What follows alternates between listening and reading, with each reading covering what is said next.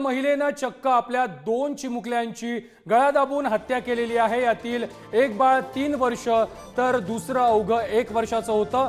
यासोबतच या महिलेनं आपल्या पतीवर देखील कोयत्यानं वार केलेला आहे। पुण्यातील दौंड तालुक्यातील स्वामी चिंचोळी मधील शिंदे वस्तीमधील हा धक्कादायक प्रकार आता उघडकीस आलेला आहे। दौंड पोलिसांनी या आरोपी कोमल दुर्योधन मिंदे या 30 वर्षीय महिलेला अटक देखील केलेली आहे।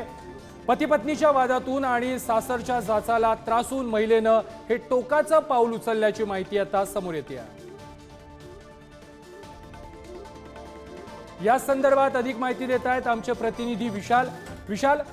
पुण्यातील दौंड मधून ही धक्कादायक माहिती समोर येते। महिलेला देखील पोलिसांनी अटक केली आहे। आज पहाटेच्या सुमाराची धक्कादायक घटना घडली असून दौंड पोलिसांनी या महिलेला अटक केली आहे। पण त्या महिलेने स्वतःच्या 1 वर्ष आणि 3 वर्षीय मुलांना ठार मारले आहे। पण 35 स्वतःच्या पतीवर सध्या त्या महिलेने चाकूने वार करण्यात आले आहे महिलेकडून। तर या घटनेनंतर पोलिसांनी महिलेला ताब्यात घेतले आहे। तर पुढील तपास सहाय्यक पोलीस निरीक्षक सूर्यकांत पाटील व पोलीस निरीक्षक नागनाथ पाटील हे करत आहेत। तर पोलिसांनी या महिलेला ताब्यात घेतल्यानंतर या महिलेची चौकशी चालू आहे। विशाल, सासरच्यांच्या जाचाला कंटाळून या महिलेनं हे टोकाचं पाऊल उचलल्याचं बोललं जात आहे।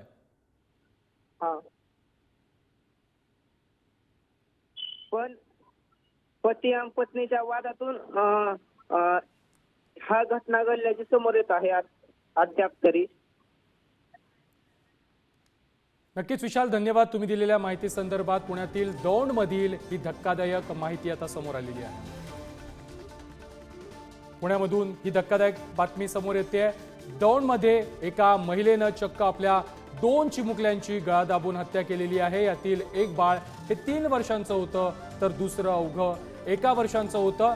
त्याचबरोबर या महिलेनं आपल्या पतीवर देखील कोयत्यानं वार केल्याचं उघडकीस आलेलं आहे। आता पोलिसांनी या महिलेला अटक देखील केलेली आहे। सासरच्यांच्या जाचाला कंटाळून या महिलेनं हे टोकाचं पाऊल उचलल्याचं तिच्या चौकशीमधून समोर आलेलं आहे।